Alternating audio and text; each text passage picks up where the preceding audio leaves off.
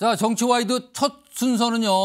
여야의 논객들이 등장하는 코너 맞수 1대1 토론입니다. 지금부터 시작합니다.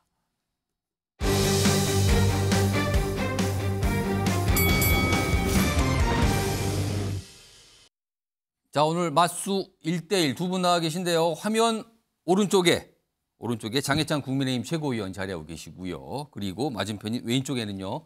전용기 더불어민주당 의원 나와 계십니다.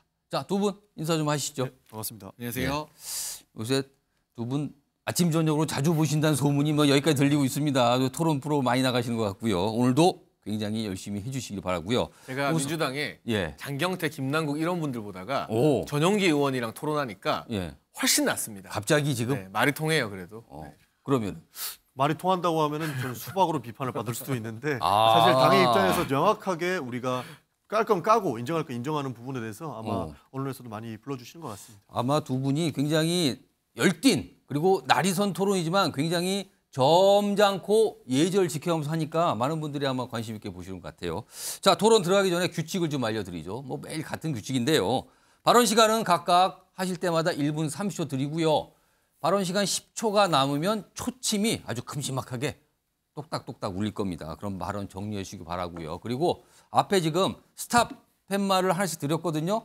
상대방 말을 듣다가 이 정도면 내가 좀 끼어들어야겠다. 말 좀 끊어야겠다는 기회를 딱 한 번만 드리겠습니다. 그러니까 아껴두셨다가요. 쓰시면 될 것 같습니다. 자, 그럼요. 맞수 1대1 토론 본격적으로 시작하는데요. 우선 오늘 두 가지 쟁점이 좀 준비되어 있습니다. 화면에 좀 나갈 텐데요. 첫 번째가 이겁니다.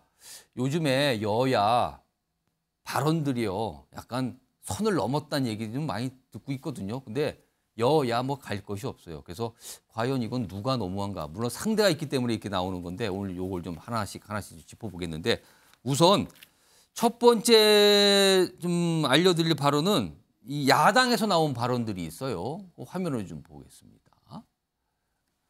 자, 야당에서 최근에 나온 발언인데 주말 동안에 있었던 오염수 반대 집회가 있었는데 임종성 의원 나와 계시죠? 여기 보면 X 먹을지언정 오염수 먹을 수 없다. 이 X 이게요. 이게 소위 말해서 조금 이렇게 속되게 하는 표현인데 약간 이런 표현이 나왔고요. 그리고 앞서서는요. 윤석열 대통령이 문재인 정부에서 사실상 쿠데타로 대통령이 됐다. 쿠데타 발언. 이게 발칵했죠. 이 두 가지 좀 발언이 최근에 좀 야당 쪽에서 나온 발언 논란이 좀 됐습니다. 우선 이 얘기 좀 해보죠. 장해찬 최고위원. 이 두 가지 발언이에요. 근데 일단 이거 어떻게 좀 생각하십니까? 뭐 어떻게 생각하고 말고 할 거 없이 정치가 이렇게 격이 떨어져야 되겠느냐라는 참담하고 죄송스러운 마음입니다. 사실 저도 날석에 야당을 비판하기도 하고 비꼬기도 하고 이 촌철 살인을 시도하고자 노력도 많이 하는데 기본적으로 비유라던가 또는 여야의 상대 상황을 가지고 이 아픈 구석을 꼬집는 것까지는 허용이 되지만 그냥 단어 자체가 상스러워서는 안 되거든요. 근데 임종성 의원이 쓴 저 X라는 X를 차라리 배설물을 뜻하는 그런 단어라던가 배설물 또 국민의 선택을 받은 또 역사상 최다 득표로 당선된 대통령을 향해서 쿠데타를 했다고 쓰는 것이라던가 이런 부분들은 그 비꼬기나 뭐 촌철살인의 비유 같은 게 아니라 그냥 표현 자체가 상스럽다라고 말씀을 드릴 수밖에 없는 부분이고요. 아마 나중에 여당의 강도 높은 비판 표현에 대한 이 이야기도 나올 텐데 전 차이는 극명하게 갈린다고 생각합니다. 야당이 이렇게 센 표현으로 이 여당을 공격하고 정부를 공격했을 때 분명한 것은 국민 또한 이 야당의 막말에 피해를 입습니다. 오염수와 관련된 여러 가지 선동 때문에 가장 큰 피해를 보고 있는 건 지금 일본 사람들이 아니라 우리나라 어민과 수산업자, 자영업자들입니다. 그리고 저 쿠데타라는 표현은 대통령을 선출한 1,600만 명이 넘는 우리 국민들을 모욕한 셈이죠. 근데 반면 우리 여당에서 민주당을 비판하는 것은 야당의 막말에 대한 대응 기조이기 때문에 그 대상이 야당 정치인들이지 국민들은 아니다라는 차이점이 있습니다. 자, 전용기 의원 지금 장해찬 최고위원이 막 쏟아내셨어요 지금요. 말씀하시죠. 뭐 누가 더 상스러운지는 나중에 우리 여당의 대표님께서 어떤 말씀을 하셨는지를 보면은 어느 정도 가름이 될 거라고 생각을 합니다. 사실 그 부분은 우리 이 방송을 보고 있는 시청자분들께서 해주실 거라고 보고 있는데요. 저는 임종성 의원님이 후쿠시마 오염수를 먹을지언정 X를 먹겠다라고 이야기했던 거 저는 맞는 말 했다고 생각을 합니다. 어느 지점에서 맞는 말을 했냐면 사실 속된 말로 그런 얘기가 있어요. 물에 꾸정물만 튀어도 우리는 그 물을 먹지 않는다라는 이야기가 있습니다. 그러니까 우리가 먹을 수 있는 이 물에도 예. 정말 안 좋은 뭐 그렇게 안 좋지도 않습니다. 흙탕물만 튀어도 이 물은 먹지 않는다라는 생각이 있거든요. 그런데 거기에 방사능 오염수라는 위험한 물질이 들어가 있고 이것이 언제 어떻게 우리한테 피해를 줄 수 있는지를 모르는 상태에서 그 물을 먹으라고 한다면 우리가 먹을 수 있겠습니까? 사실 당장에 먹으라면 안 먹겠죠. 그러나 오염수를 통해서 해양이 오염될 것이고 해양이 오염되면 결국엔 또 땅도 오염되지 않겠습니까? 다양한 방면에서 우리 국민과 생명을 위협할 수 있는 이 존재가 뭐 태평양을 돌던 어디를 돌던 결국에는 대한민국을 위협할 수 있는데 이런 부분에 대해서 사실 강력하게 비판을 해야죠. 그래서 국민들과 함께 이 후쿠시마 오염수를 방류를 못하게끔 일본에 요구를 해야 되는데 그런 지점에서 이렇게 뭐 X를 먹었죠, 오염수를 먹을 수 없다라고 했던 말은 저는 맞는 말 같고요. 할 만한 소리를 한 거다. 그렇죠. 할 만한 비판을 했다 이렇게 보고 있고요. 쿠데타 같은 경우에는 사실 조금 다른 시각인 것 같습니다. 뭐 문재인 정부의 검찰총장을 하셨기 때문에 그런 예. 비판을 하신 것 같은데 이런 단어보다 어떠한 맥락인지를 한번 보는 것이 좀 더 좋지 않을까 싶습니다. 맥락을 봐달라고 지금 얘기를 하셨어요. 네, 맥락이야 뭐 정치인들이 다 봐달라고 하는 건데 저는 맥락을 보는 것도 중요하다고 생각을 해요. 그런데 굳이 그 배설물 지칭하는 단어라던가 이런 단어의 최소한의 품격, 언어의 품격 저도 뭐 방송 오래 했습니다만 예. 제가 이 야당 시절에 문재인 정부 그렇게 비판하고 민주당 많이 비판해도 예. 방심위에 한 번도 불려가지 않았다는 자부심이 있거든요. 아. 그러니까 세게 하는 건 좋지만 지켜야 될 선은 지켜야 된다라는 것입니다. 예. 그런데 임종성 의원 같은 분들 여기 나와서 저 발언하면 여야 상관없이 바로 방심이 가는 거예요. 그러니까 최소한 방송 패널들도 시사 평론가들도 우리가 세게 상대 진영을 비판하면서도 방심이 안 가는 정도의 선은 지키려고 노력을 하는데 국회의원들의 발언 수위에 대한 자정작용이 그보다 못해서야 되겠는가. 예. 그런 문제 제기를 하는 것이고요. 저는 싸우지 말라는 게 아닙니다. 세게 붙되 국민들이 이 싸움을 보고 눈살 찌푸리는 지경까지는 가면 안 된다. 그리고 대체 뭐 때문에 저렇게 싸우는 거야라고 관심을 환기시키는 논쟁이 되어야지. 아예 모르겠고 이거 쳐다보기도 싫다. 이런 정치 혐오성 결론을 낳는다면 여든 야든 국민들께 참 죄송스러운 일을 하는 거라고 생각합니다. 전용기 의원도 혹시 저런 오염수 반대 이런 어떤 행사라든가 자리가 있으면은 차라리 X를 먹겠다 이런 표현을 쓸 수 있으세요? 사실 X를 먹겠다 이런 표현을 안 하는데 사실 저는 본질적으로 이야기를 하긴 합니다. 사실 이 강력한 발언도 왜 나왔나 맥락을 보면 사실 일본 정부에서 후쿠시마 오염수를 방류하겠다 하면 이것은 여야의 쟁점거리가 전혀 되지 않거든요. 여당이건 야당이건 이것은 국민과 생명과의 안전에 위협을 줄 수 있기 때문에 둘 다 막아야 되는데 지금 정부 여당이 어떻습니까? 오히려 일본의 편에 서서 이것이 안전하다고 주장하고 있어요. 그리고 과학적이고 기술적으로 이것은 안정성이 담보되면 방류해도 된다라는 식으로 이야기하고 있기 때문에 국민들이 지금 혼란이 있는 겁니다. 그렇기 때문에 아까 전에 말씀드린 것처럼 먹을 수 있는 물에도 조그만 더러운 오염 물질이 들어간다면 안 먹는 이 판국에 지금 이렇게 오염수를 안전하다고 주장하고 계시니 당장에 이 X가 오히려 더 깨끗하겠다라고 이야기하는 거는 충분히 말할 수 있는 지점이라는 거죠. 그런 측면에서 사실 저는 못할 말 한 건 아니다 이런 생각이 듭니다. 사실 여당인 왜 이렇게 안전하다고 자부하는지 모르겠어요. 일본과 도쿄전력은 사실 후쿠시마 핵발전소 폭발 때부터 지속적으로 거짓말을 해왔거든요. 본인들이 안전하다고 주장하는 것은 이번 오염수뿐만 아니고 후쿠시마산 농산물도 안전하다고 주장을 해요. 그러면서 뭘 하느냐? 먹어서 응원하자 이러고 있는 거예요. 그러니까 본인들 국민들도 후쿠시마산 이런 농산물들이 안전하다고 속이고 있고 이걸 더불어서 세계 사람들한테 안전하다고 얘기를 하고 있는데 여기에 유일하게 정부 여당이 동조하고 있는 거거든요.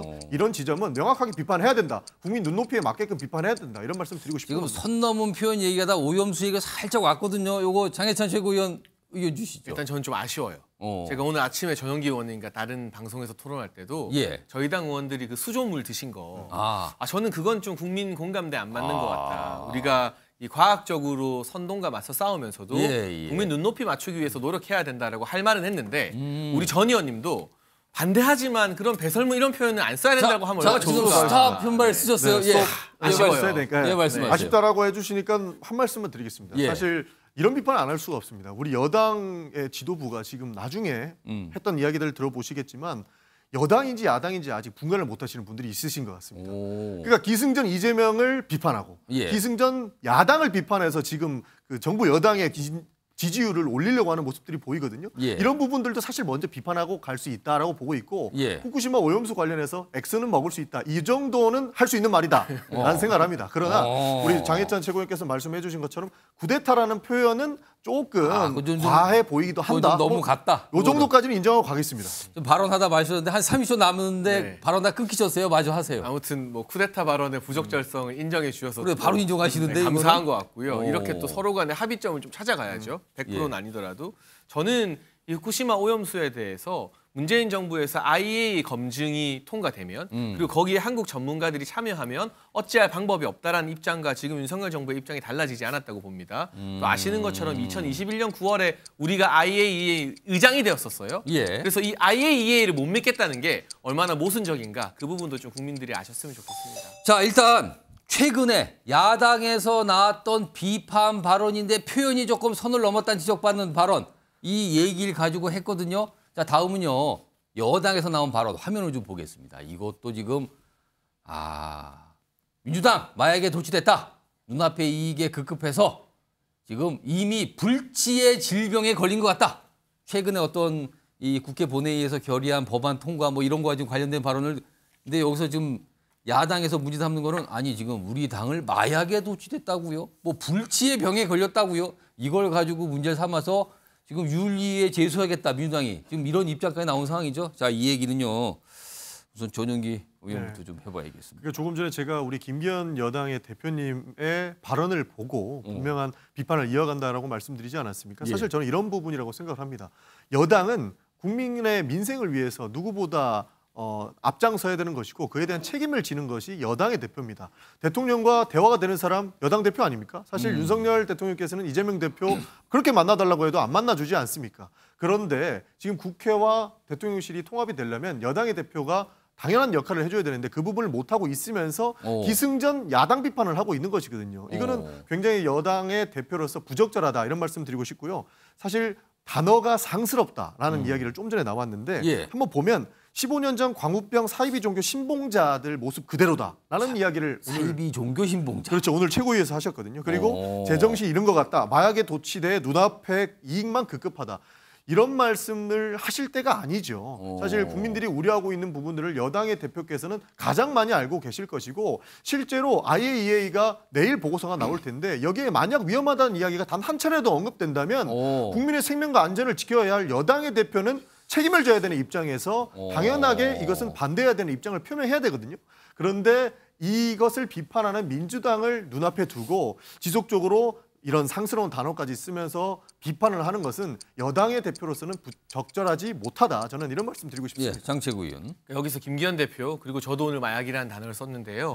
마약이 뜻하는 것은 바로 음모론입니다. 근데 이 음모론이 광우병 사태 때도 등장을 해서 임종성 의원이 지금은 뭐 X를 먹겠다라고 하지만 그 당시에는 뭐 청산가리 먹겠다. 이런 과격한 말까지 나왔었잖아요. 근데 지금 우리가 미국서 잘 먹고 있잖아요. 또 결정적인 장면은 사드 전자파 괴담인데 그때 민주당 국회의원들이 막 빨간색 가발, 노란색 가발 쓰고 전자파 튀겨질까 겁난다 이렇게 춤추는 영상들.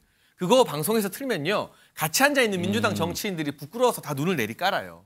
이제는. 근데 영향평가해 보니까 기준치의 500분의 1밖에 안 나왔잖아요.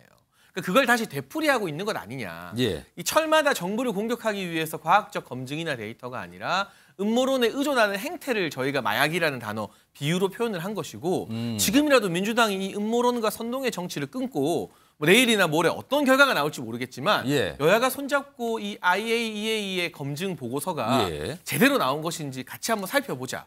그리고 문제점이 있고 미비점이 있다면 함께 목소리 내자라고 말한다면 우리가 왜 대화 못하겠습니까? 저희도 IAEA가 어떤 결과 낼지 모르고 이걸 무조건 수용할 뜻이 없습니다.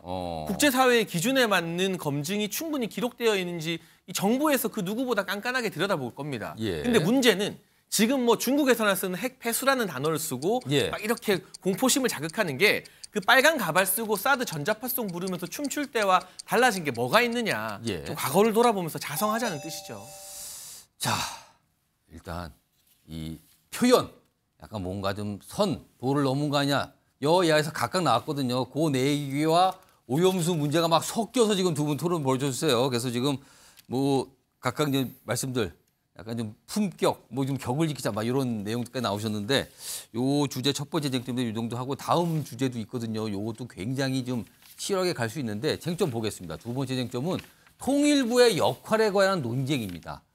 그러니까 윤석열 대통령 최근에 통일부와 관련해서 어떤 역할, 뭐 기능 이런 얘기를 꺼냈는데 한쪽에서는 자 지금 통일부 달라질 때가 왔다. 과거하고는 다르다. 그러다 반대쪽에서는 아니 그럴 거면 차라리 없애세요 통일부를. 뭐 하는 겁니까? 이런 반응들이 맞서고 있는데요.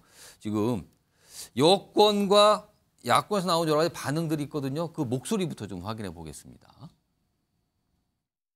윤석열 대통령은 그동안 통일부는 마치 대북 지원부 같은 역할을 해왔는데 그래서는 안 된다. 이제 통일부가 달라질 때가 됐다고 말했습니다. 자, 이건 전용기 의원부터 좀 들어보겠습니다. 지금 김은혜 홍보수석이 얘기했어요. 뭔가 좀 달라질 때가 됐다. 이거 어떻게 판단하십니까?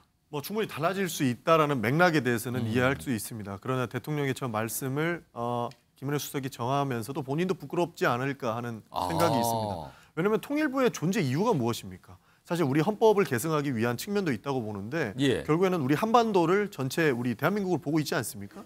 이런 측면에서 통일부는 설사 정부에서 굉장한 강경 대책으로 나온다고 하더라도 예. 통일부는 이러한 내용들을 대화로 풀어나가고 실제로 더 큰 문제가 생기지 않고 예. 실제로 나중에 나아가서 통일을 이룰 수 있게끔 만들어야 하는 역할이 통일부에 있는데 이 통일부를 전체적으로 바꿔버리겠다라고 하고 예. 있는 것이고 실제 통일부가 하고 있는 사업들을 다 없겠다라고 하는 그런 뉘앙스도 있는 것 같아요. 그런 측면에서 김은혜 수석이 굉장히 좀 부적절한 이 말씀을 하고 계신다는 좀 말씀드리고 싶고요. 예. 사실 북한에는 대남 선전부라는 게 있습니다. 예. 우리 자극해가지고 어떤 방식으로든 본인의 이익을 취하려고는 굉장히 좀 안 좋은 그런 이름 부가 자체가 있는데 선전부죠. 선전부. 그렇죠. 예. 근데 통일부가 저런 역할을 다 빼고 지금 뭐 북한에 뭔가를 선전하겠다 예. 이야기하는 거거든요. 그러면 북한에 있는 그 조직과 비슷해지는 거죠. 대북 선전부가 되는 거죠. 아. 이렇게 되면 그 사람들 비판할 필요가 없어집니다. 우리가 똑같은 그런 부서를 만들고 선전하는 데만 몰두하게 된다면 예. 대한민국 이거 이성적인 곳은 저는 남한밖에 없다고 생각을 하는데 예. 그것조차 깨겠다라는 심보라고 생각을 해서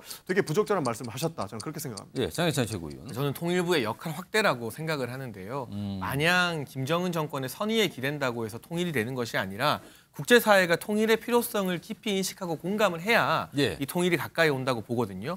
그런 점에서 국제적인 교류 역할도 앞으로 확대될 수 있는 것이고 무엇보다 제가 탈북자 인권 운동하시는 분들의 책을 보면 여전히 그 북한의 평양 밖 주민들의 인권 문제, 예. 정치 수용소에 갇힌 분들 정말 말도 안 되게 인권이 유린당하는 문제에 대해서 우리가 지금부터 기록하고 목소리를 내지 않으면 나중에 그분들을 누가 지켜줍니까? 물론 북한 정권에서는 인권 문제 거론하는 거 기분 나빠하겠죠. 예. 하지만 당장의 관계가 약간 경색된다 하더라도 지속적인 압박을 통해서 북한이 최소한의 인권을 지켜주는 좀 정상적인 모습을 갖추도록 압박을 해야 될 의무가 우리에게 있는 겁니다. 한반도 북쪽에 있는 주민들도 대한민국 헌법상으로는 대한민국 국민들이거든요. 예. 그 탈북자들의 인권 문제나 북한에서 고통받는 분들의 문제에 대해서 생각한다면 민주당이 정권 잡으면 항상 대북 인권 보고서 이런 거 안 쓰고 누락하고 대북 결의안 유엔에서 투표 안 했거든요. 이런 방식의 수동적 자세가 아니라 능동적으로 통일과 통일 이후까지 준비하는 새로운 패러다임을 한번 시도해보자고 할 때 좀 지켜봐주는 시간 두기도 필요하지 않을까 싶습니다. 시간이 많이 가서 제가 각각 두 분께 1분 30초 원래 드리는데 30초씩만 드릴게요. 지금 장혜찬 최고의 말씀이 그래도 지금까지는 너무 대화 위주로 북한의 대화 위주로 치중한 거 아니야. 이제는 북한을 좀 압박할 필요도 통일부가 있는 거 아니야. 이 말씀이었어요. 어떻게 보십니까? 장혜찬 최고가 더 잘하실 거라고 생각을 하는데요. 우리나 되니까 대통령이 잘못하면 탄핵도 당하고 민주적으로 풀 수 있는 거지. 잘 아시다시피 북한은 그런 곳이 못 됩니다. 예, 북한은 아무리 김정은 체제가 잘못하더라도 예. 본인들의 인권을 생각해서 거리로 나설 수 없는 그런 구조예요. 그렇다면 이걸 깰 수 있는 방법이 인권 보고서를 발부하거나 예. 뭐 다양한 방법을 통해서 압박하는 게 과연 먹혀 들어갈까요? 저는 그 정도로 안 되는 조직이라고 보기 때문에 우리만큼이라도 이성적이어야 된다. 이런 말씀 드리고 싶습니다. 예, 근데 장최고위원. 너무 냉정한 말씀인 것 같아요. 지금도 고문당하고 고통당하고 강제 수용하는 북한 주민들 생각하면 민주당과 전 의원님 인식이 좀 냉정한 거 아닌가 하는 생각이 들고 예. 북한이 정상 국가처럼 보이고 싶어하는 욕구가 굉장히 강합니다. 이전에도 그래왔고 그러니까 당장의 큰 변화는 없겠지만 예. 우리가 북한의 인권 실태라든가 이런 부분에 대해서 연대하고 압박하고 국제적인 공론을 만들어내는 것이 예. 조금이라도 기여가 된다면 그 노력도 이제는 통일부가 할 필요가 있다고 생각합니다. 자, 오늘 두 가지 쟁점 갖고 두 분 토론해 보셨는데요. 사실 첫 번째 주제가 여야의 선 넘은 비판과 표현들, 그다음에 하나가 통일부 역할인데요. 오늘 두 분 시청자 보셨겠지만요. 굉장히 치열하게 얘기하면서도 상대를 존중하는 표현을 쓰시면서 다들 하셨어요. 굉장히 신중하면서도 깊은 내용 좀 다뤄주신 것 같습니다. 두 분 우선 고맙다는 말씀 드리고요. 자, 오늘 맞수 1대1은 여기서 마치겠습니다. 고맙습니다.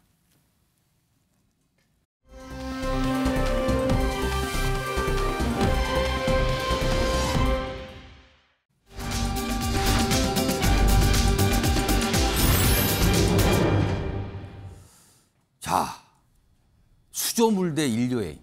이게 같이 갈 수가 없는 건데 뭔가 이상하게 공통점이 있는 걸로 지금 비춰지고 있어요, 지금요. 자, 그럼요. 일단 첫 번째 이 일본 여행 얘기가 최근에 가장 주말 동안에 참 논란이 됐었는데 그 얘기부터 좀 꺼내볼까요? 화면에 있습니다. 이게 뭡니까? 지난 30일 본회의장에서 여러 가지 법안 처리도 있었고 결의안 처리도 있었거든요. 특히 오염수 반대 결의안이 이때 본회의 때 채택이 됐어요. 그리고 국회 부의장이잖아요. 의장. 이 국회를 끌고 간 어른의 역할을 하고 있는 거거든요. 민주당 소속이시죠. 근데 이 결의안 채택된 그날 그 본회의장에서 일본 여행 계획을 뭐 얘기하면서 문자로 주고받는 게 카메라에 포착이 된 겁니다. 여기 좀 보실까요? 카메라 좀 크게 좀 보실까요? 여기 좀 쭉 좀 보겠습니다. 여기 보시면 뭐 쇼핑이라든가 즐길 수 있는 부분 등등등 뭐 챙겨드리겠습니다. 그리고요 여기 보면 뭐 뭘 치실 수가 있어요. 한국 사람도 없어. 앞에 이제 골프를 뭐 친다. 뭐 이런 표현까지 등장했거든요. 그래서 이게 뭐냐면 일본 홋카이도 여행 계획과 관련된 문자를 주고받은 거예요. 이게 김영주 국회 부의장이. 근데 지금요 김영주 국회 부의장은 일본 오염수 반대 강력히 문제 제기하고 있고요. 반대한다고. 그리고 이날이 특히 이 관련 결의안까지 채택된 날이었거든. 근데 요 틈에 이렇게 일본 여행 그리고 뭐 비용을 뭐 보내주세요. 이렇게까지 해서 여행 계획을 짰어요. 여기서 지금 문자로. 자, 당에서도 약간 당황했죠. 관련 목소리가 있습니다. 들어보시죠. 김영주 부의장 건은 당에서 매우 심각하게 그 내용을 받아들이고 있고 본인에게는 엄중하게 경고를 하고 본인이 공개 사고가 있을 것이라는 뜻을 확인했습니다. 지난 금요일 민주당이 후쿠시마 오염수 방류 철회 촉구 결의안을 단독 철회한 날 자당 소속 국회 부의장은 일본 북해도 여행 계획을 짜고 있었던 것이 언론에 들켰습니다. 후쿠시마 핵 오염수 운운하면서 북해도 사시미 초밥은 안전합니까? 주죽 야스 낮엔 죽창과 밤엔 스시입니까? 이율 배반이 따로 없고 우리 국민을 철저히 우롱하는 처사입니다. 아까 문자 내용 중에서 핵심을 좀 간추려서 여기서 정리했어요. 여기 화면 좀 보겠습니다. 어떤 지인이 이렇게 얘기해요. 거기 그러니까 홋카이도 얘기해요. 일본. 한국인이 많이 없고 어느 장소 가면 괜찮고요. 그리고 치실 수도 있어요. 거기서. 그러니까 가서 치는 거는 골프겠죠. 그러다 김영주 부의장이 이렇게 얘기해요. 뭐 7월 언제부터 3박 4일 홋카이도 가능하다고 하니 비용 보내달라고 해보세요. 뭐 짜고 있는 거예요 지금. 뭔가를. 자, 정혁진 변호사. 네네. 사실 민주당은 당청에서 일본 오염수 후쿠시마 오염수 강력 반발하고 있잖아요. 그리고 매일 집회도 하고 있고요. 그리고 오염수 방류 반대 결의안까지 이날 30일 날 채택이 된 상황이었거든요. 근데 김영주 부의장이 이런 뭐 여행 계획을 나오는데 이게 무슨 사정이 있을까요? 이거 어떻게 보십니까? 일단 뭐 휴가 가려고 한다는 생각인 것 같은데 제가 봤을 때 예. 날짜, 장소, 행위가 다 중요하다는 생각이 들어요. 오. 그러니까 일단 날짜가 6월 30일 날 저런 문자를 받고 주고받았다. 그게 중요한 게 아니고 예. 휴가를 가려고 하는 날짜가 7월 18일이라고 하는 게 중순이에요? 중요하다고 생각이 돼요. 오. 그다음에 장소가 중요하다라고 생각하는 게 이게 홋카이도 간다라고 하는 게 또 중요하다는 생각이 들고 그다음에 세 번째로는 가서 무엇을 하겠느냐. 골프 치는 건 전 중요하다고 생각을 안 해요. 먹방을 하겠다라고 하는 게 중요하다는 생각이 들거든요. 이걸 종합해서 보면 7월 18일이면 언제입니까? 일본이 그 후쿠시마에서 그 핵 처리 오염수 그 오염 처리수를 방류하겠다라고 하는 게 이번 주 중에도 방류할 수가 있어요. 그렇죠. 지금 할 수 있는데 그때쯤에 할 걸로 보이시는 거예요? 그러면? 아니죠. 그럼요. 이번 주에 방류를 하면 한 열흘쯤 뒤에 어디로 가겠습니까?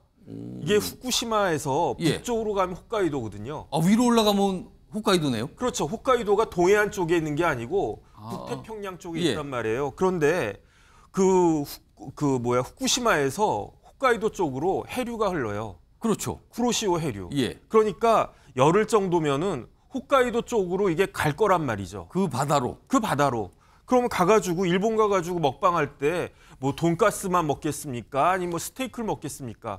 결국은 수산물. 스시를 먹을 거 아니에요. 오. 그러니까 김영주 부의장은 마침 그 핵 처리 오염수가 그 앞바다를 지나가고 있을 홋카이도에 가가지고 스시를 잡수시겠다라는 이야기밖에는 제가 안 되는데 여기 보면 무슨 맛집 얘기도 있어요. 사실 문자 내용에 맛집이라든가 이런 게 뭐 있는데요. 뭐 이런 얘기도 있어요. 지금. 그러니까 이제 상식적으로 보면 그때쯤 가가지고 그 장소에 가서 스시를 드시겠다라고밖에 그 해석이 안 되는데 예. 김영주 부의장이 어떤 분인가 제가 찾아봤더니 환노위 위원장을 하셨던 분이에요. 그러니까 환경 쪽에서도 굉장히 관심이 많은 전문가라고 할 수 있는 그런 분인데 그러면 앞뒤가 틀리고 말하고 행동이 틀리다는 이야기잖아요. 결국은 말로는 뭐 오염수가 어쩌고 저쩌고 뭐 알프스가 어쩌고 저쩌고 IAEA가 어쩌고 저쩌고 그렇게 말씀을 하셔도 예. 실질적으로는 내가 그날 가가지고 스시 먹어도 괜찮을 만큼 그 핵처리 알프스로 처리된 그 오염수가 괜찮다라고 그 몸으로 보여주는 거 아닌가 저는 그런 생각이 드니까 민주당 입장에서는 난감할 수밖에 없겠다 생각이 들 수밖에 없지 않는가. 괜찮다는 걸 몸으로 지금 보여주는 거 아니냐. 아까 민주당에서 약간 경고 이런 얘기 꺼냈잖아요. 김영주 부의장이 오늘 입장을 좀 냈습니다. 약간 사과하는 입장이에요. 보겠습니다. 자, 오염수 반대에 결의안 채택 중 개인적 문자로 논란을 일으켜 당원 국민께 송구합니다. 그러면서 이 얘기를 해요. 본회의 중 사적 문자는 명백한 잘못입니다. 공인으로서 유념하겠습니다. 그러니까 사과의 내용이 국회 본회의 중에 사적인 문자를 주고받았다라는 거를 사과하는 것 같아요. 자, 박시영 교수님, 일단 이 사과 좀 어떻게 보시는지 하고 이 상황을 어떻게 이해하고 계십니까? 저는 뭐 사과는 적절하다고 생각합니다. 뭐 민주당이 그동안에 오염수 이 처리수 방류에 대해서 반대를 하면서 뭐 일본 물건 불매하자 이런 얘기 한 적 없습니다. 방일 금지하자 이런 얘기 한 적 없습니다. 국민의 다수가 일본하고 교류하는 걸 반대하는 게 아니에요. 예. 자, 지금 우리가 흑백 논리에 굉장한 함정에 빠져 있는데 방류를 반대하면 반일이다. 죽창을 들었다 이렇게 얘기를 해요. 여권에서. 근데 방류를 반대하면 어떻게 반일입니까? 오늘자 신문 기사에 일본의 방류에 대한 여론조사가 나왔는데 예. 일본 국민의 40%가 방류를 반대합니다. 45%만 찬성하고 있어요. 예. 자, 그러면 일본 국민의 40%는 반일 죽창가를 든 겁니까? 그게 아닌 거죠. 예. 일본 국민도 아직 방류에 대해서 반대하는 여론이 굉장히 높습니다. 예. 그런데 자기 국민도 설득하지 못했는데 우리나라 여당이 우리 국민에게 설득하고 있는 모양새가 웃긴 거예요. 자, 지금 우리가 국민의 다수가 방류에 대해서 우려하고 있고 걱정하고 있고 반대하고 있습니다. 그럼 야당 입장에서는 안전성이 검증될 때까지 예. 방류를 멈춰달라 이렇게 얘기하는 게 너무 당연한 거예요. 그 당연한 목소리를 내는 게 어떻게 일본 여행하고 관련이 있습니까? 국민들이 일본과의 교류를 반대하나요? 예. 일본 물건 뭐 불매하자고 그랬나요? 예. 또는 뭐 일본 가지 말자고 그랬나요? 그게 아닙니다. 일본 국민들 중에서도 방류를 반대하는 목소리가 아직도 많기 때문에 예. 이분에 대해서 저는 뭐 충분히 두 개의 행동이 저렇게 모순이 아니다. 왜 흑백 논리에 빠져서 마치 방류 반대하면 죽창 든 것처럼 이렇게 호도하는 것 자체가 전 문제라고. 자, 신성범 최대님. 그러니까 박정환 교수님은 일본 후쿠시마 오염수 방류를 반대하는 거와 일본 여행을 가는 거를 왜 결부를 시키는가 약간 이런 지적이신데 어떻게 들으셨습니까? 우선 그날 민주당이 오염수 방류 반대 결의안을 단독으로 처리하는 그 본회의장에서 예. 국회 부의장이라는 분은 어찌됐건 일본 여행을 이야기하면서 상대방이 보낸 문자에게는 하나 먹방이라든지 골프 이야기를 하는 게 글쎄 적절할까요? 저는 심정적으로 논리적으로 어떻게 심정적으로 이런 뭐 제가 볼 때는 좀 뭐 저런 행동까지 못 받아들이겠던데. 그래서 민주당도 약간 당혹스러운 것 같긴 해요. 당황스러운 부분이 있는 예. 거잖아요. 그러니까 자 그러면은 적어도 이게 예를 들어서 뭐 반일을 우리가 이야기하는 게 그 반일이 뭐 나쁘다라고 이야기하는 게 아니라 입으로는 일본 이야기를 계속하면서 겉으로는 이야기하면서 속으로는 어찌됐건 일본 가서 골프 치고 먹고 하는 이런 데서 이게 사회 지도층이라는 것도 국회 부의장이라는 저 자리에서 하는 게 저는 전혀 적절하지 않다고 생각하는데요. 저로서는 못 받아들이는 그런 게 다 오는데. 아, 그렇죠. 알겠습니다. 아무튼 논란이 됐어요. 그래서 당에서도 약간 수습을 하냐고 이거 경고 그리고 이런 거 안 됩니다. 그리고 본인도 입장을 굉장히 빠르게 낸 거죠. 이 정도면요. 그래서 사과하는 입장을 내기도 했습니다. 한바탕 그냥 민주당에서 뭐 간단하게 말씀드리면 순간적 발칵했어요. 자, 이런 가운데 또 다른 모습, 이에 앞서 또 다른 모습이 30일에 또 있었어요. 이 30일 날. 30일 날 참 많은 일이 있었는데 이거는요. 국민의힘과 좀 관련된 모습입니다. 확인해 보겠습니다.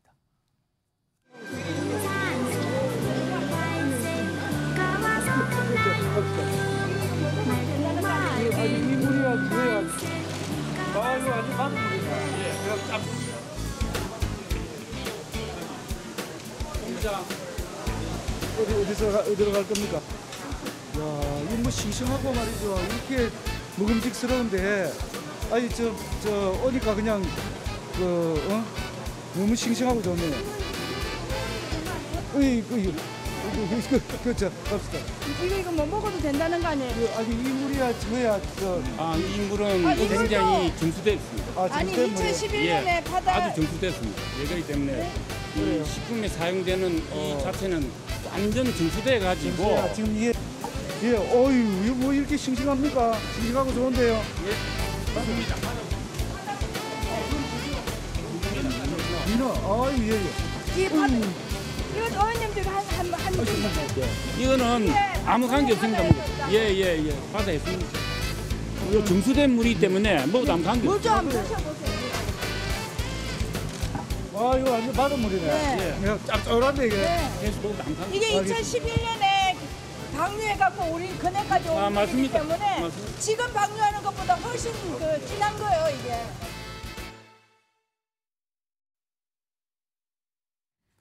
처음에 갑자기 이렇게 손으로 떠먹으니까 그 상인분들이 약간 당황하신 것 같죠. 갑자기 이걸 왜 떠드시나 이런 모습이 있었고요. 그리고 이와 관련해서 민주당에서 논평을 좀 하나 낸 게 목소리가 있습니다. 들어보시죠. 수산시장 수조의 물을 마시는 것을 보여주면 국민들이 핵 오염수가 안전하다고 느낄 것 같다는 생각으로 한 것 같은데 발상 자체가 너무 기괴합니다. 수조 속의 생선들도 황당했을 것 같습니다. 자, 정기란 교수님. 글쎄요, 지금 이 수조물 떠먹은 김용선 의원 얘기를 들어보니까 뭔가를 좀 확인하고 싶었다는 분위기 같은데 이거 어떻게 보셨습니까? 글쎄요, 뭐 그 대변인 논평에서도 언급하고 있습니다만 한마디로 기괴하다. 정말 이 수산시장 수족관에 있는 수족물과 핵 오염수가 도대체 무슨 상관이 있습니까? 아니 이를테면 후쿠시마 원전 앞 바닷물을 기자들 보는 앞에서 떠먹은다면 또 모르겠어요. 그것도 아니잖아요. 저런 모습을 보면서 도대체 국민들 수준을 어떻게 보는 것인지 저는 국민들이 안 보인다고 생각합니다. 그리고 아까 상인분이 마지막 부분에 이거 상인들 정수된 물이에요? 뭐 어처구니 없는 모습 아닌가요? 정수된 물이라고 또 설명을 했는데. 예, 어떻게 보면 유치원생들도 저 정도 수준은 알 것 같아요.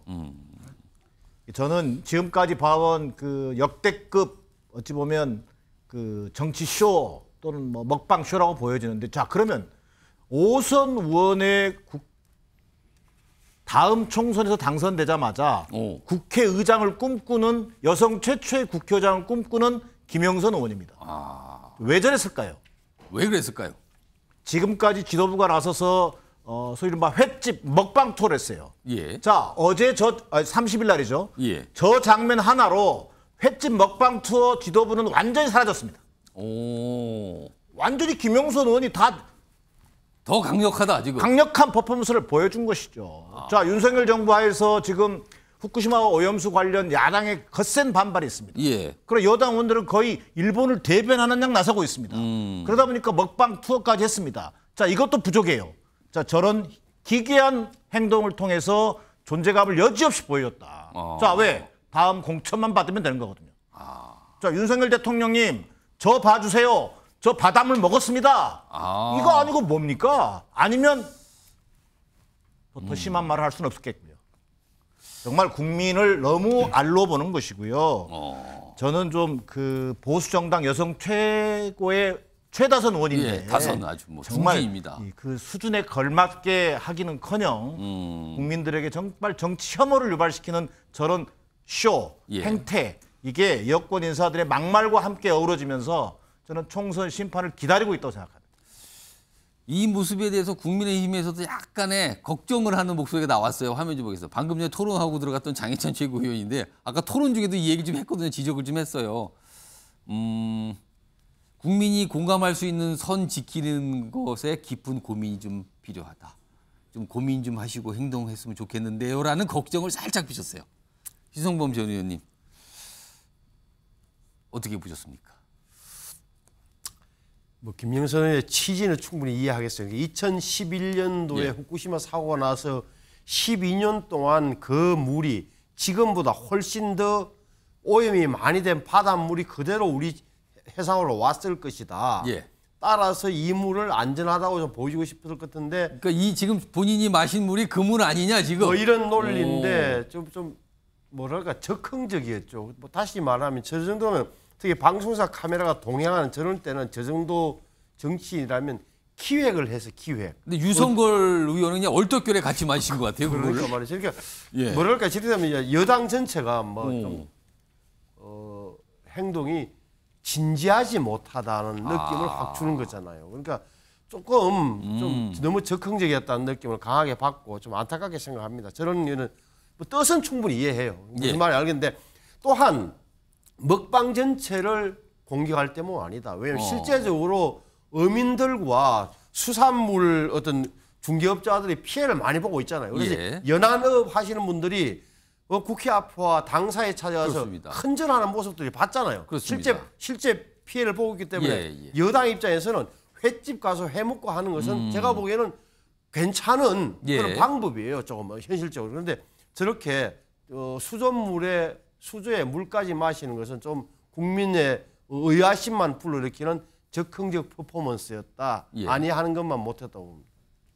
여기 화면 나가지만 오늘 노량진 수산시장에 국민의힘 과방위 위원들이 가서 또 회 먹고 오고 뭐 이런 모습을 보여줬어요. 아마 일부러 가서 이제 회를 먹겠다. 좀 소비 좀 많이 됐으면 좋겠다. 뭐 아마 이런 취지로 좀 보이는데 박시환 교수님 이 수조물 이 뭐랄까 이게 수조물 먹방이라고 할까요? 아무튼 수조물을 갑자기 느닷없이 떠먹었는데 이거 어떻게 이해하십니까? 참 노력은 가상한데 노력은 가상하다. 언발의 오줌 누기 아니냐. 왜 시찰단도 갔다 오고 여당 지도부가 먹방도 하고 예. 외교부에서 과학자들 내세워서 그렇게 안전하다. 세슘 기준 180배 넘는 물고기 한 번 먹어도 상관없다. 이렇게 얘기하는데 예. 왜 국민의 80%가 안전하다고 믿지 않는 거예요. 국민이 믿지 않는 이유가 있는 겁니다. 마치 야당이 괴담을 유포해서 국민들이 거기에 호도돼서 믿지 않는 것처럼 여당은 생각할지 모르지만 예. 지금의 이 오염수 정국은요. 우리가 불가피하게 사고 그 쓰나미는 불가피한 자연의 폐해지 않습니까? 그리고 그걸로 인해서 폭파됐고 방사능이 대거 유출됐어요. 예. 그렇다고 우리가 바다에서 나는 물고기 안 먹을 수는 없지 않습니까? 불가피하게 발생한 사고가 안타깝고 힘들고 예. 우리 인체에 앞으로 어떤 영향을 미칠지 모르지만 그렇다고 안 먹고 살 수는 없어요. 하지만 그것과 아다르고 어다른 겁니다. 이미 쌓여있는 오염수를 충분히 일본 내에 다 쌓아둘 수 있고 다르게 고민해 볼 수 있고 연구할 수 있고 검증할 수 있는데 충분한 연구와 검증과 안전에 대한 조치 없이 단순히 비용만으로 방류하는 것은 아다르고 어다른 문제다. 그리고 과학적으로 검증을 시켜야죠. IAEA 한 군데에다만 지금 자료를 주고 있어요. 여권이 정부가 과학 얘기하는데 과학의 기초는요. 오픈입니다. 개방돼야 되고요. 크로스 체크가 기본이에요. IAEA가 과학단체입니까? 의료단체입니까? 아니에요. 방사능에 대한 연구는 아직도 진행되고 있고 굉장히 예. 많은 곳에서 그럼 시료를 갖다가 그 오염수 처리수라고 하는 거를 시료를 갖다가 각국에 오픈을 하고 그리고 IAEA뿐만 아니라 각 대학의 연구소나 병원이나 이런 데서 충분히 검증을 하면 국민들이 왜 안 믿습니까? 그걸 안 하기 때문에 문제인 거라고. 예. 아무튼 오염수 관련 여야의 어떤 모습이었습니다. 논란이 됐죠. 논란이 됐던 모습을 차례대로 좀 전해드렸고요. 자, 그리고요. IAEA 보고서 내일 공개될 예정이던 날짜가 잡혔죠. 그런데요, 오늘 국회요 마치 뭔가 폭풍 전야 같은 뭔가 단단히 서로 준비하는 여야가 이런 모습들이 좀 있었어요. 그래서 여야의 모습 각각 준비했습니다. 확인해 보겠습니다. IAEA 보고서는 객관적 보고서이기보다는 일본 맞춤형 보고서일 우려가 크고 과학적 보고서이기보다는 정치적 보고서일 우려가 크다는 것이 모든 사람들의 생각입니다. 자, 지금요. 오늘 뭔가 뭐 여야가 여러 가지 행사도 하고 막 발표도 했거든요. 일단 정혁진 변호사. 민주당을 오늘 얘기 보니까 보고서가 어떤 결론을 담든 인정을 안 할 것 같은 분위기 이렇게 느껴지십니까? 어떻게 보세요? 저는 그렇게 느껴지기는 하는데 예. 중요한 거는 저도 사실은 그 오염수가 제대로 처리가 됐는지 안 됐는지를 제가 어떻게 알겠습니까? 그건 결국은 전문가들이 맞다 틀리다 그 의견을 따라갈 수밖에 없는 거 아니겠는가? 저는 그렇게 생각을 했다 하고요. 그다음에 이제 알프스를 통과한 그 처리수가 기준에 맞는지 여부에 대해서 누군가는 기준에 맞다 틀리다라고 이야기를 해줄 건데 그 이야기를 해줄 사람들이 결국은 IAEA 사람들이 아닌가 저는 그런 생각이 들고요. 그다음에 그 후쿠시마 오염수는 다른 데랑 틀려가지고 두 단계를 거쳐야 돼요. 첫 번째는 알프스를 통과한 이 처리수가 기준에 합당한 것인지를 찾아야 되고 두 번째는 그 물이 그러니까 조금 전에 마셨던 그 물이 아니고 이렇게 쭉쭉 돌아가지고 진짜 우리나라 동해, 서해, 남해에 과연 그 물이 올 것이냐, 그 방사성의 그 방사능에 오염된 물이 올 것이냐 안 올 것이냐, 그게 더 중요한 거 아니겠습니까? 옛날에 체르노빌에서 그 엄청난 사고가 터졌을 때, 그 인류의 애적으로 보면 안타깝긴 하지만 그것이 우리나라하고는 상관이 없었잖아요. 마찬가지로 그 후쿠시마하고 우리나라 사이에는 일본 열도가 가로막혀 있기 때문에. 과연 그게 영향이 있을까? 그러니까 이제 아까 김영선 의원도 이야기한 것처럼 2011년에 그런 일이 벌어졌음에도 불구하고 문제가 없었던 거 아니야? 그 이야기를 김영선 의원 하고 싶었던 것 같고 그다음에 이 부분은요. 제가 봤을 때 금방 검증이 될 거예요. 누가 뭐라 우리나라 그 일본이 우리나라 속국이 아니잖아요. 누가 뭐라 그래도 일본은 그 방류할 수밖에 없을 거고 방류하지 않는 거는 모든 사람들이 다 원하는 것일 텐데 막을 힘이 우리한테는 없다는 이야기고 방류했을 때 이게 홋카이도 그 통해 가지고 태평양 이렇게 쭉 돌아가지고 결국은 내년 총선 즈음해 가지고는 우리나라에 올지 안 올지가 그 나타날 텐데 그때 검증을 갖다 해보면 과연 누구 말이 맞았느냐? 그러니까 지금 여당에서 국민을 속인 거냐, 야당에서 국민들을 선동한 거냐? 그 결과에 따라 가지고 내년 총선의 결과에 상당한 영향이 미치지 않을까 하는 생각이 저는 개인적으로 듭니다. 정기환 교수, 지금 IAEA가 내일 보고서를 냈는데 이 보고서 작성에 참여한 각국의 전문가들이 있는데 사실 우리나라 한국 전문가분도 참여하셨다 그래요. 근데 그 전문가는 문재인 정부 때 선택을 봐서 파견이 됐다 이런 얘기 나오거든요. 이 민주당은 어떻게 되는 겁니까 그러면? 그러니까 뭐 어느 정부에서 그 위원으로 참여했느냐 이건 별 큰 문제는 아닌 것 같아요. 이게 정권이 달라졌기 때문에 문제가 되는 건 아니거든요. 그렇지 않습니까? 예를 들면 문재인 정부 때 원안위원 중에 한 사람이 전문가로 참여했기 때문에 그 결과에 대해서 신뢰해야 된다 이렇게 얘기할 게 아니죠. 그건 윤석열 정부에서 참여를 했던.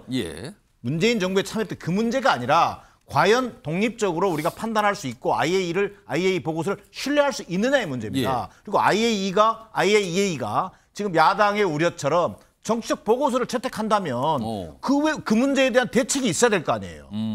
자, 이를테면요. 지금 국민들 80% 이상이 불안해하고 있습니다. 걱정하고 있습니다.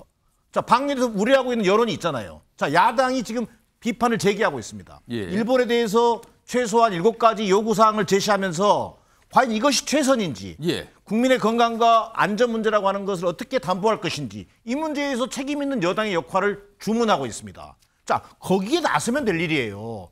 자, 그리고 일본이 요구할 건 요구하고 또 방류를 현실적으로 막을 수 없다면 주변 국가의 어떤 국제적 연대를 통해서라도 어떤 다른 대안이 있는지 이런 논의들을 해나가는 게 정부 여당의 역할입니다. 자, 그런데 정부 여당이 늦었다고 하지 말고요. 지금이라도 좀 열린 자세로 국민을 설득하려는 모습을 보여줘야죠. 자, 먹방 투어 그거 하지 마시고요. 또 국민 불안을 그냥 괴담이라든지 반일 민족주의라든지 이런 식으로 몰아가지 말라는 얘기예요. 오히려 정부 여당이 더 진지하게 이 국민의 불안과 야당의 어떤 우려를 잘 지렛대 삼아서 일본 정부에게 요구할 건 요구하고 또 앞서 다시 한번 반복됩니다만 국제적으로 또 우리가 역할할 건 역할하는 그런 모습, 특히 중국과 이 문제는 긴밀하게 연대해서라도 대처할 필요가 있다라는 게 지금 야당의 판단인 것 같습니다. 자, 신성호 의원님 발언기 요청하셨죠? 예, 제가 예. 1분만 드릴게요. 예. 시간이 좀 많이 지났어요. 자, 예. 보세요. 지금 민주당의 입장이 자 IAEA 보고서는 나오면 결과는 모르겠지만 무조건 일본 맞춤형이고 정치적 보고서가 될 것이다. 일본 맞춤형이라 하면 일본의 영향력이 작동한 보고서다. 정치적이라 하면 과학적이 아니다. 객관적이 아니라는 건데 이게 굉장히 위험한 발상이에요. IAEA 보고서를 믿든 안 믿든 중요한 사실은 2021년도에 일본 정부가 해양 방류를 결정하고 나서 IAEA 도움을 요청해요. 뭘 합니까? IAEA가 와서 맞는지 안 맞는지 우리를 모니터해달라, 점검해달라. 예. 그래서 IAEA에서 TF를 만들었는데 11개 나라가 예. 미국, 중국, 베트남, 마샬군도 뭐 해가지고 우리도 한국 전문가가 들어가 있어요. 11개 국가. 예. 자, 이게 나왔는데 그럼 IAEA를 못 믿으면 어떻게 되냔 말이에요. IAEA를 못 믿으면 나중에 WHO도 못 믿는 거다. 물도 못 먹는다. IAEA 보고서에 대해서는 적어도 한국적 해석이에요. 일본 맞추면 일본 애들의 영향력, 돈의 힘이 작동했을 거예요. 지금 IAEA 사무총장 아르헨티나 사람이고요. TF는 구스타포 카르로스라고 이것도 아르헨티나 사람이에요. 40년 이상 된 사람이에요. 적어도 이 정도는 믿어줘야 되는 거지. 저걸 만약에 IAEA 보고서 우리를 못 믿으면 전 세계가 우리를 더 우습게 본다니까요. 그러면 민주당이 묻는다면 IAEA 보고서는 못 믿고 UN 총회에서 새로 위원회를 만들어서 스페셜 코미티를 만들어갖고 하면 더 믿을 겁니까? 이런 문제에 대해서는 우리 국민의 감정과는 달리 정당은 조금은 차분해져야 돼요. 이걸 IAEA 보고서 못 믿으면 굉장히 세계적으로 우스꽝스러운 소리 들어요. 자, 내일 최종 보고서 IAEA 최종 보고서를 일본 정부에 제출해요. 그러면서 공개가 되는 거죠. 그럼 그 위에 내용이 다 알려질 거예요. 자, 그때 우리는 어떤 반응을 보일까? 여야는 어떤 모습일까? 기다려 보도록 하겠습니다.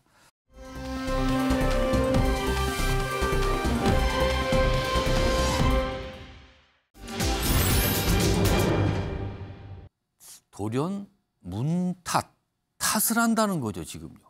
자, 그럼요. 문재인 전 대통령 탓을 하시는 분들이 요즘 있다는데 어떤 모습인지, 어떤 탓을 하는 건지 들어보겠습니다. 진실을 말할 수 없는 것이 좀 답답했어요. 그 전에는. 그래서 이제 여쭤주시니까 말씀을 드리면 대통령께서 물러나 달라라고 저한테 말씀을 하셨어요. 그 결론이 제가 물러나는 거라고 하니까 이 나라의 기강이 무너지는구나. 밖에 나가는 시그널이 뭐겠어요? 검찰총장은 이제 나를 내 가는 길에 쾌도 남마처럼 달리는 것만 남아있지 어떤 장애물도 없다. 이렇게 생각할 거 아니겠어요?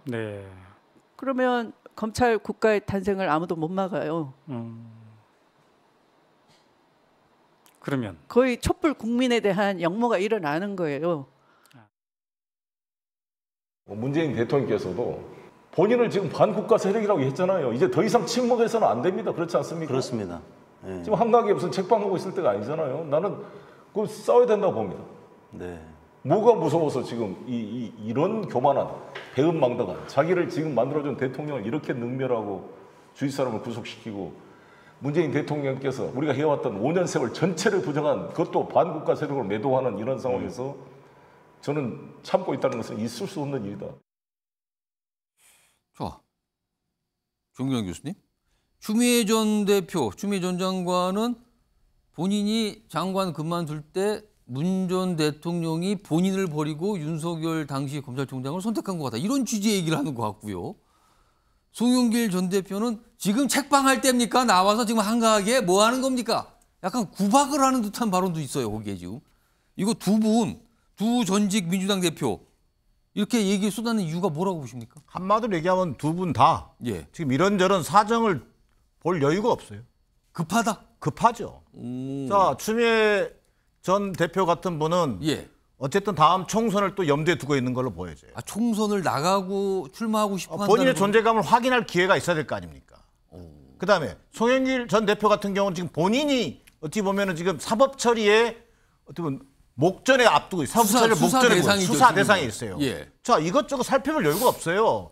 근데 자, 어찌 보면 그런데 왜 전직 문 전 대통령을 문재인 대통령을 예. 상대로 저런 싸움을 벌이는 거냐. 저는 예. 그 부분은 이해할 수 없어요. 아무리 본인들의 사정이 딱하기로서니 또 아무리 죽은 권력 1호선이 문재인 대통령을 끌어들이는 것은 정말 자중질환이고 자폭행위에 가깝다. 가만히 듣고 보면은 전 대통령이 옛날에도 지금 잘못했다는 쪽이 한면 추 전 대표는 그렇고요. 송 전 대표는 지금 잘못하고 있다고 얘기하는 거예요. 과거 추 장관 문제면 추미애 전 대표 문제만 해도 그렇습니다. 당시에 추윤 갈등으로 우리가 기억하고 있지 않습니까? 그렇습니다. 추윤 갈등 중에 저희가 아는 범위 내에서 말씀드린다면 문재인 대통령과 정부 여당의 핵심들은 추미애 의원 경질, 이어서 윤석열 총장 해임. 예. 이 절차를 염두에 두고 있었어요.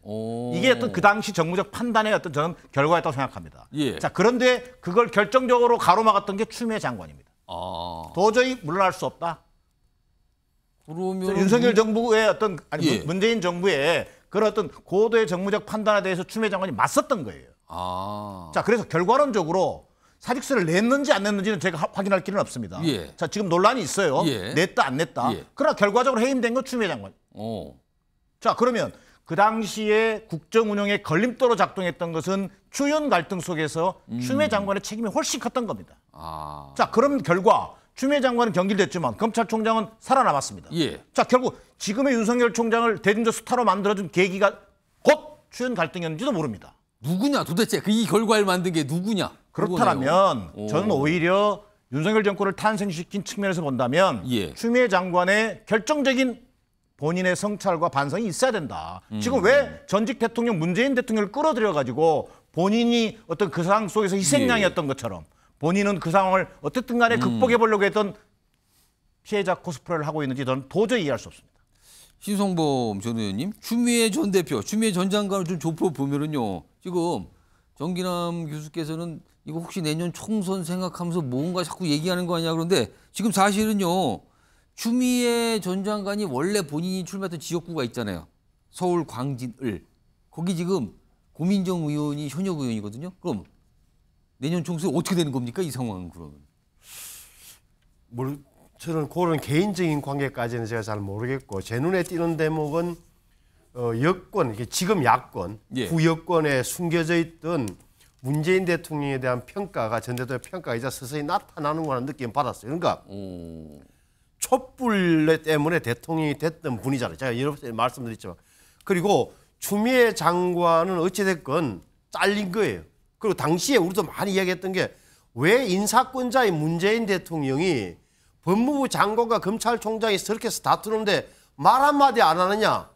의사결정을 왜 못하느냐. 예. 방관하느냐. 이런 이야기를 우리 많이 했잖아요. 대통령 많은 거예요. 그런데 알고 보니까 그 자른 거 아니에요. 추미애 장관을 자르고 예. 윤 총장은 남겨놓은 이 대목이 지금 와서 이제 야당에서 쳐다보고 야당 지지자들이 화가 많이 난 거죠. 그래서 아까 유영천 의원이 뭐 쿠데타 발언했다는 것도 그게 연유되는 거고 또 하나는 송영길 의원도 마찬가지 송영길 전 대표도. 그러니까 어떻게 보면 우유부단했던 문재인 전 대통령에 대한 평가가 지금 야당 지지자 사이에서 다시 한번 소환되면서 재평가가 시작되고 있다. 속이 많이 타는 것은 지금 양산팀이다. 문재인 대통령이라고 보이죠. 그럼 추 그리고 송 두 전 대표는 그런 지금 민주당 지지자들의 마음을 읽고 저런 얘기를 막 쏟아내고 있다. 지금 이렇게 말씀하신 것 같은데. 저는 그런 느낌도 받아요. 그리고 거꾸로 이제 추미애 씨가 예. 추미애 전 의원이 뭐 어디 지역구를 할지에 대해서는 저는 전혀 관심이 없습니다. 모르겠습니다. 만약에 총선 출마한 지금 현역 의원 본인이 약간 양보한 것처럼 해서 고민정 의원이 됐는데 내년 총선에 다시 그걸 자기가 출마하겠다면 이거 어떻게 되는 겁니까? 당 안에서 이게 어떻게 되는 건지 이것도 좀 지켜봐야 될 문제고요. 그리고요. 추미애 전 장관과 관련해서는요. 무슨 진실 공방처럼 살짝 가고 있거든요. 그 내용 좀 화면으로 볼게요. 이겁니다. 추미애 전 장관이 문재인 전 대통령 탓을 하면서 본인을 버리고 윤석열 당시 검찰총장을 선택했다 막 이런 취지의 얘기를 꺼내놓자 당시에 청와대 정무수석을 하던 최재성 전 수석 이렇게 얘기해요. 아니 추 스스로 관둬놓고 왜 이러나 그러면 사직서를 내지 말든가. 이건 사직서를 냈다라는 거잖아요 지금. 근데 이에 대해서 오늘 추 전 대표 제 사직서는 세상에 없다. 이게 뭡니까? 사직서가 있다 없다로 가잖아요.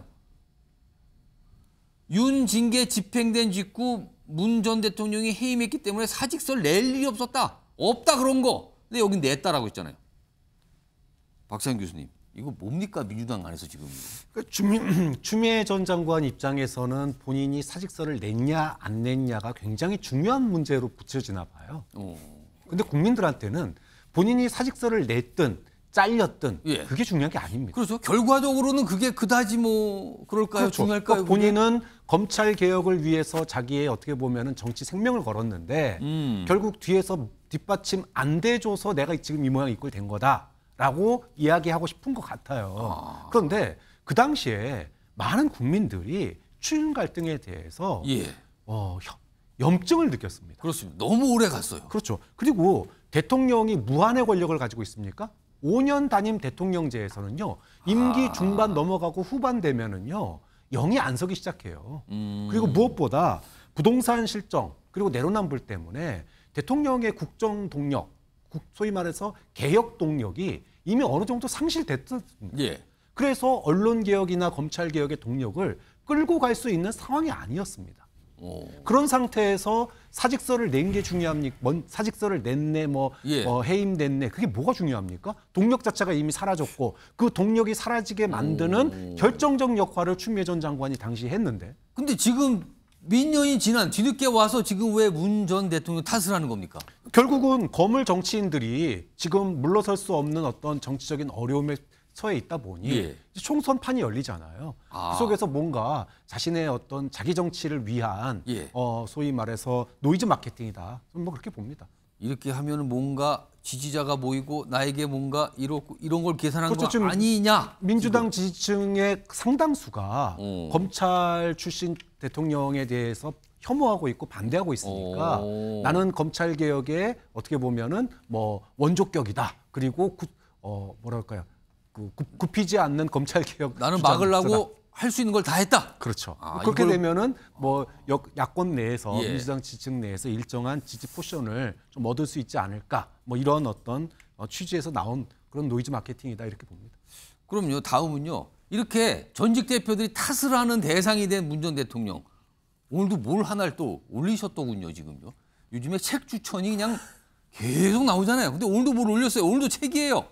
무슨 평화의 힘이라는 이런 제목의 책인데 평화는 국방 외교에 더해져야 한다. 아직도 냉전적 사고에서 헤어나지 못한 사람이 많다. 이거 누구를 생각하면서 지금 얘기한 걸까요, 지금?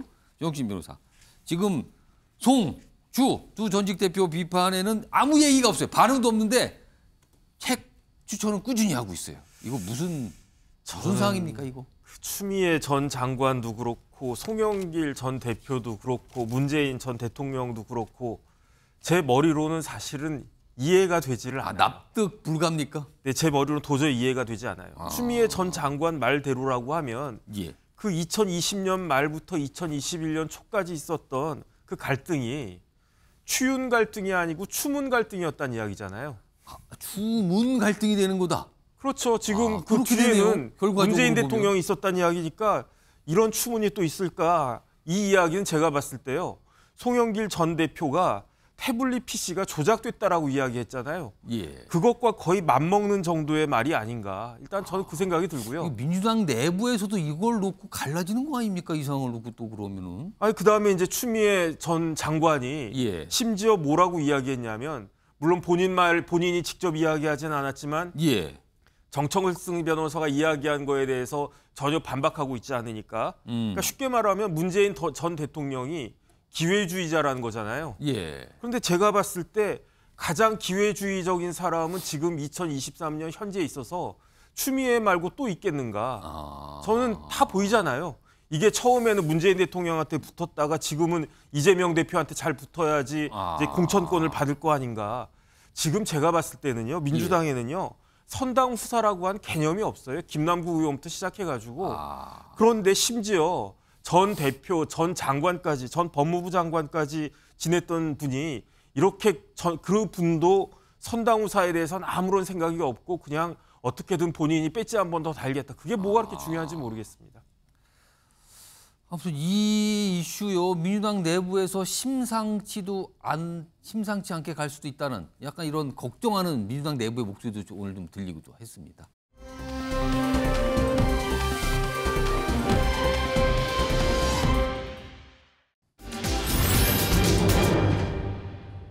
영웅인데 왜 뭘 하는가 이렇게 되는 거네요. 자, 그럼요. 이게 장미란 문화부 제2차관 오늘 뭐 차관 임명장 받고 여러 가지 뭐 모습도 있었어요. 그 모습부터 확인해 보겠습니다.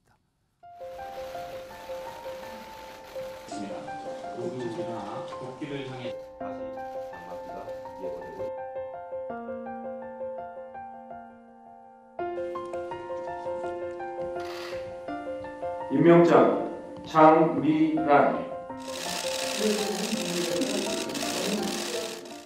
저런 모습이 있었고요. 오늘 뭐 정부 회의에도 참석하고 뭐 그랬어요. 그런 모습까지 비쳤습니다. 차관 임명장 수여식을 이렇게 공개하고 영상 나오는 건 사실 이례적이에요. 사실 장관들은 저렇게 하지만 차관들은 잘 공개 잘 안 되는데 오늘은 다 공개가 됐습니다. 자, 다음 화면 좀 볼게요. 근데 이런데 장미란 차관 관련해서 이게 민주당의 지지자들로 보이죠? 이분들 엄청난 또 비난을 퍼붓고 있습니다. 비난 내용이 이래요. 온라인 커뮤니티. 이게 뭡니까? 이찍인지 몰랐네. 대선 때 2번을 찍었다 그 뜻입니까? 역도 선수가 뭘 안다고 차관을 하나.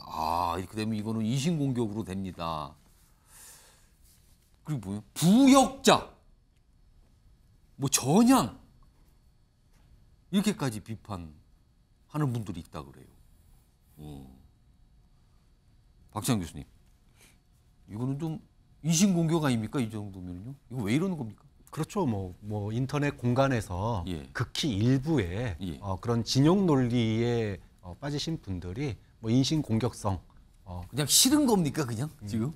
소위 말해서 와이프가 이쁘면은 처갓집 말뚝 보고도 절한다고 거꾸로 대통령이 싫으니까 대통령 밑에서 일하는 사람들도 싫다. 이런 논리에서 전형적인 진영 논리에 그런데 장미란 차관은 사실 역도의 전설 약간 이 스포츠 선수 영웅 반열에 오른 선수 아닙니까? 뭐 민주당의 공식적인 입장도 그렇고요. 그리고 뭐 주변에서의 반응 봐도 그렇고 운동선수 출신, 특히 이제 메달을 따고 국민적인 영웅 반열에 올랐던 운동선수 출신들이 과거에 문체부 차관에 오른 역사가 처음이 아니지 않습니까? 이 차관으로 간 경우가 꽤 있었거든요. 그렇죠. 지난번에 문재인 정부에서도 최윤희 선수가 차관에 올라간 적이 있고 과거에도 그런 사례가 있습니다. 그렇기 때문에 이거를 너무 정치적인 평가를 하기보다는 우리 국민들에게 참 정치권 보면은 욕할 일밖에 없는데 그래도 보고 웃을 수 있는 사건 하나 있다. 그리고 문체부가 문화도 하고 체육도 하고 그러는데 정말로 우리나라는 어떻게 보면 엘리트 체육이 굉장히 발달된 나라잖아요. 그럼 엘리트 체육에 명성이 있고 명망이 있고 국민적인 공감대를 쉽게 자을 수 있는 분이 선수 대표 자격으로서 행정 라인에 들어가는 것 자체가 저렇게 비판할 일이 아니라고 봐요. 정치적인 평가의 문제가 아니다. 우리나라의 국격을 올릴 수 있는 체육인이 우리 소위 말해서 체육 행정에 한 자리를 차지하는 것은 앞으로도 저는 좋은 관례가 됐으면 좋겠다. 그래서 야당도 일부에서 일각에서 정말 저런 비판이 있는 거지 민주당 측의 공식적인 입장도 저런 비판은 없다라고 저는 알고 있습니다. 사실 이 장미란 차관 관련해서 민주당도 사실 굉장히 조심스럽게 지금 바라보면 약간 그런 입장이거든요. 근데 지금 누가 봐도 여기는 민주당 지지층으로 보여요, 이분들은. 근데 굉장히 이신공격성 이런 글들과 입장을 내서 좀 주목받고 있는데 이 상황과 관련해서요. 국민의힘 내부에서도 약간 비판하는 목소리가 있었습니다. 들어보겠습니다. 장미란 신임 문화체육관광부 2차관에 대해 야권 극렬 지지자들이 퍼부은 인신공격은 한마디로 수준 이하입니다. 탁월한 올림픽 업적과 학문적 전문성을 갖춘 스포츠 영웅을 진영 논리에 따라 욕보이는 병든 정치가 안타깝습니다. 조혁신 변호사. 한 말씀 해주시죠. 일단은 부역자, 이찍 이런 거는 인신 공격인데요. 역도 선수 운운하는 것은 체육계에 대한 폄하 발언 아니겠습니까? 그러니까 운동선 전체를 좀 폄하했다. 제가 알고 있기로 공부 잘하는 사람들이 운동 잘하고요. 운동 잘하는 사람들이 또 공부도 잘하고 일도 잘해요. 장미란 차관은 계속 공부를 통해서 지금 대학 교수로 있지 않았습니까? 박사까지 받았다고 제가 알고 있고요. 그다음에 공격할 사람이 따로 있죠. 예컨대 스타가 되고 난 다음에 막 나가는 사람들이 있어요. 눈살 찌푸리게. 하지만 제가 알고 있기로는 장미란 차관보다 더 반듯한 사람을 제가 보질 못한 것 같아요. 지금 저는 좀 심각하다라고 보는 게 이렇게 나가면은 심지어 나중에 이순신 장군을 국방부 장관 시켜도 욕하지 않겠나, 저는 그런 생각이 들 정도니까 이건 좀 심각하다는 생각이 듭니다. 너무 그냥 누구 편이야 이거부터 따진다 이렇게 좀 보시는 것 같네요 지금. 그래서 아무튼 좀 논란이 돼서 좀 소개해드렸습니다. 오늘부터 이제 공식적으로 업무 들어갔는데 뭐 많은 분들이 아마 도움을 주시고 아마 그럴 것 같기도 합니다.